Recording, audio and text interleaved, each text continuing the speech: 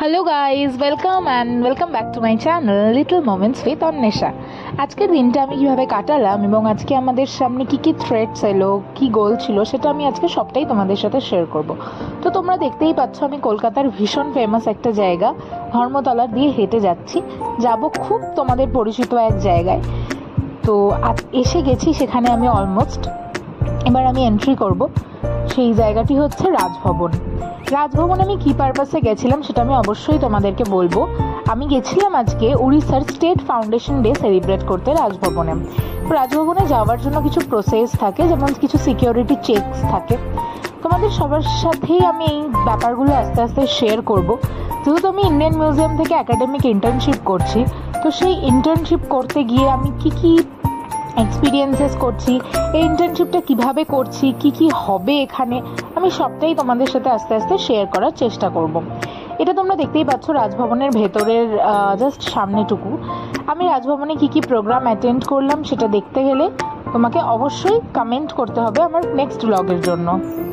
আর এখান থেকে আমরা আপাতত মিনিস্ট্রি অফ কালচারের গাড়ি করে আমরা ইন্ডিয়ান মিউজিয়ামের দিকে রওনা দিচ্ছি, কারণ রাজভবনের প্রোগ্রাম অলমোস্ট কমপ্লিট হয়ে গেছে। এখন বাজে ওই বেলা 12টা হয়তো। আমরা মিনিস্ট্রি অফ কালচারের গাড়ি করে আমরা যাচ্ছি রাজভবনের থেকে ইন্ডিয়ান মিউজিয়াম। পরবর্তীতে রাস্তাটা খুব আজকে একটু রোদ ছিল, তো সেটাই এনজয় করতে করতে যাচ্ছিলাম। তখন আমরা জানতাম না যে কিছু জিনিস আমাদের জন্য মিউজিয়ামে অপেক্ষা করছে। তোমাদেরকে আমি একটা ছোট্ট ইনফরমেশন দিই, রাজভবন কিন্তু একটা হেরিটেজ ওয়াক করায় সাধারণ মানুষের জন্য। তো সেই হেরিটেজ ওয়াকের ডিটেলস যদি তোমরা চাও এবং সেটা কিভাবে তোমরা অ্যাপ্লাই করবে, তো তোমরা অবশ্যই আমাকে কমেন্ট করতে পারো, আমি তোমাদের পুরো ডিটেলসে বলে দেবো। তোমরা দেখতেই পাচ্ছ আমি অলরেডি মিউজিয়াম পৌঁছে গেছি এবং এখানে মিউজিয়ামে এসে গিয়ে আমরা জানতে পারি যে ইন্ডিয়ান মিউজিয়াম কলকাতা আজকে একটা বম্ব থ্রেট পেয়েছে বাই মেল। তো এখনও আমরা জানি না, এবার আমরা গিয়ে জানতে পারবো। তো আমাদের সুপারভাইজাররা আমাদের ক্যান্টিনে অপেক্ষা করতে বলে, আমাদেরও মিউজিয়ামে ঢুকতে অ্যালাউ করা হয়নি তখনও পর্যন্ত। এবং কলকাতা পুলিশের টিম দায়িত্ব সহকারে মিউজিয়ামের ভেতরে কাজ করছিল।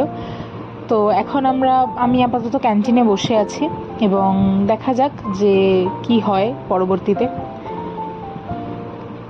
তো এরপরে আমাদের মিউজিয়াম থেকে বলা হয় যে বাড়ি চলে যাওয়ার কথা। ইনি হচ্ছেন আমাদের দায়িত্ববান officer Bhanu.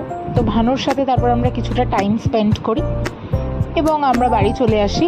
Hope for the best. ততক্ষণ অবধি তোমরা ভালো থাকো, সুস্থ থাকো। দেখা হচ্ছে নেক্সট একটা ব্লগে। বাই।